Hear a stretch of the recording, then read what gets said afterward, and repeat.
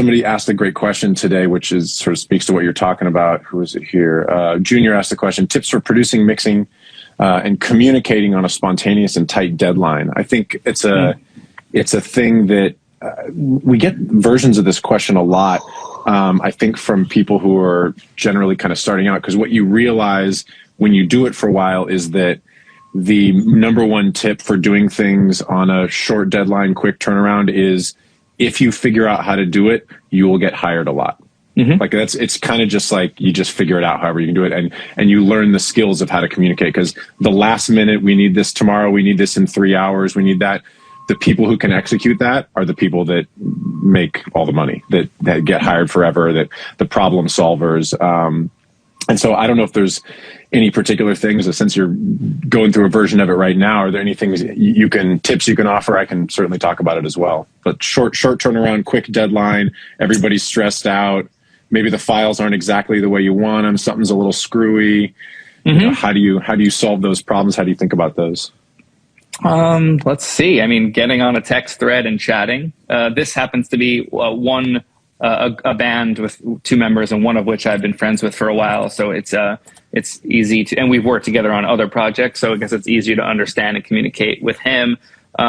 His partner, I think we've met once or twice, but it's about our relationship. And I mean, I felt, and I think they felt, that the mix was nailed on version 1 on this tight deadline. We're now at 11, and not much has changed since. And that's kind of after the A&R got involved and going back and forth from like, oh, do we actually like the A&R's ideas? And then doing them and then realizing we actually just liked it the way it was, like by, improg 5 or 7, which is about the same. It's like a lot of going back and forth, and you got to be communicating. You have to be directly sending and having open time in your day and understanding of someone's deadline to be there. So for example, this is a blocked out time, this hour. I'm not going to be flexible around this time. You and I are committed to this every week. So I'm going to voice that as early as possible. So this morning around 9, when the first notes came in, I said, I'm good till 12. I'm good. I'm back and forth. I was also doing another mix for another artist, jumping back and forth to them because they're a priority for deadline, but I'm not going to sit around and wait for them. I have other songs to do. So that back and forth is just communication. And I wasn't always good at it in the beginning. I would just sit around and I would just say, hey, this is what it is. Like, I got to do this because they need me. It's like, no, I'm going to do other things. And when they come back to me, and I'm going to do it the way I want to do it, and just be communicative, and we'll get it done. It's like, what are they going to, what is the artist going to do? All of a sudden hire another mixer or producer, in your case, to finish the record when they're in the, 9th hour with you, or, it's like whatever it is. 9th inning. I was a bad reference. 25th hour. 4th quarter, 2-minute drill. I'm sure tired. There's like European football, soccer versions of it. The second overtime, stoppage time. But going back to just the simple thing of what do you do in that case when you're getting asked to do this, which is you have to go off instinct. Like you can't second guess. If they're coming to you, for this project example, just to be real, it was, hey, can you do this tight deadline? We need it mixed by such and such a date. You're the person I want to do it, checking in to see if you're available. Otherwise, we have to go somewhere else. Like, full disclosure right from the beginning, right? So it came to me first. Therefore, I know that this artist, this team, this duo wants what I bring to the table. So I'm going to do just that, right? And that's the best way, the best circumstance for this to work out, which is they're coming to you for a thing they know you can deliver. 11th version, I'm a little bit unsure why. I don't know if it's that much better than even in mix 1 when everyone was stoked and all the capital letters kept coming in on the text thread where, wow, how did you do that? It's like, okay, well, why are we at 11 now? I don't know the answer to that.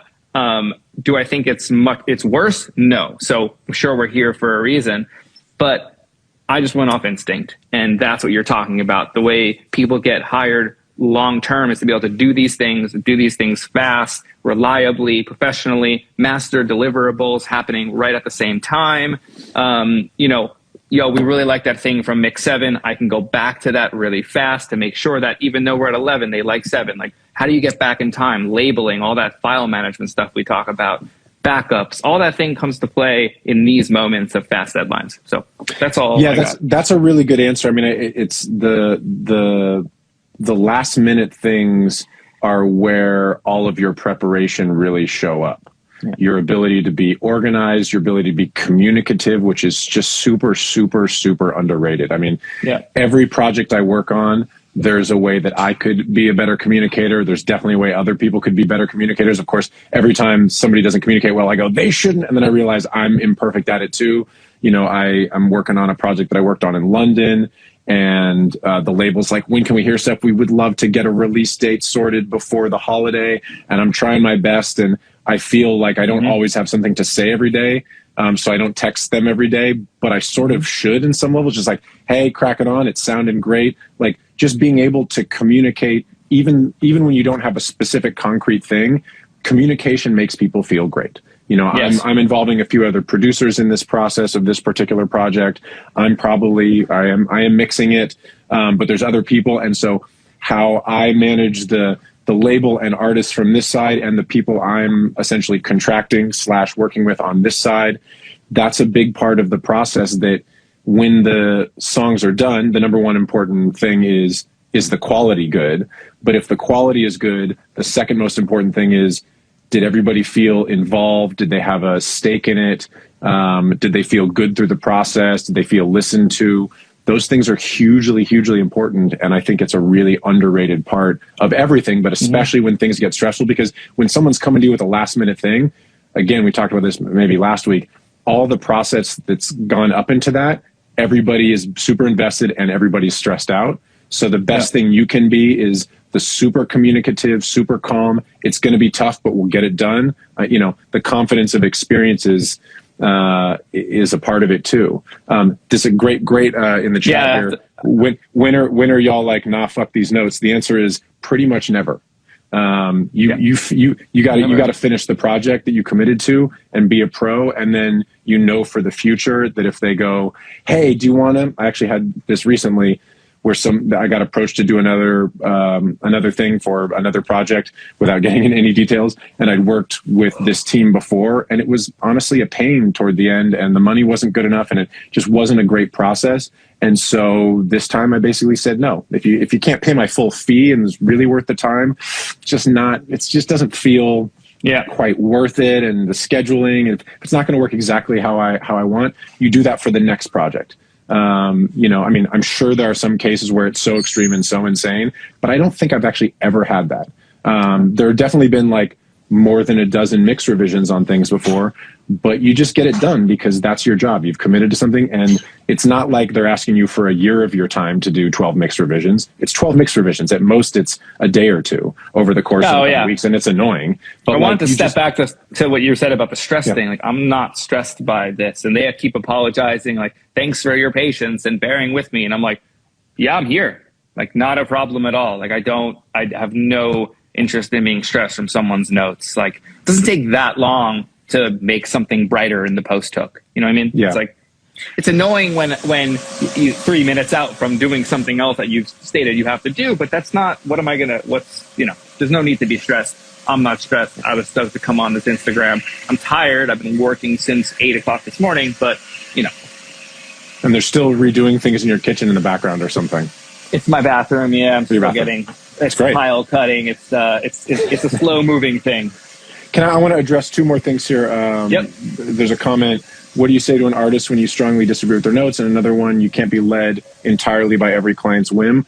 I think mostly I disagree with both of those things. I think the first one's not really a statement, but I think that when you commit to a project, and again, there's levels to this shit, and there's layers to what your role is in the process. You know, if I'm an artist and I'm doing a collaboration with another artist and we're putting a song out that's going to have our names on it as the artist, and there's something I strongly disagree with, I probably just say, hey, this is not going to work. Let's not do it. There's rarely, I'm trying to think if there's any situation where I've gotten deep into a production and then just bowed out of a project. I don't think that's ever happened to me, actually. I could understand that if you're making something that you're going to make some like large multi-month commitment and it's really not going well, maybe there's something to that. But then again, you should be working, you should know before you get into something like that. If you're mixing a song or you're working with an artist and they have, as a producer or a mixer or a mastering engineer or whatever, and they want to do something that you totally disagree with, but what's the disagreement? It's their record. It's not your record. If they want to make it sound insane, you know, maybe there's a situation like in the movie industry where director puts a fake name or takes their name off it or something, if you really, really, really disagree with it. But I've never had that happen. It's like your job is to help them achieve their vision. It's not to, you know, do whatever you want. Go be a recording artist instead. So I certainly there are limits to this stuff, but I think the limits, in my experience for myself and for everybody I've talked to, you got to go a lot further. You got to go as far as you can for the clients that are hiring you to achieve their vision. Yeah, I agree completely. Thanks for watching. Just a reminder, all of this content is free. There's no secret knowledge here. We don't have sponsors. We don't run ads. We don't have a Patreon. All that we ask in return is that you share it with somebody. Thanks.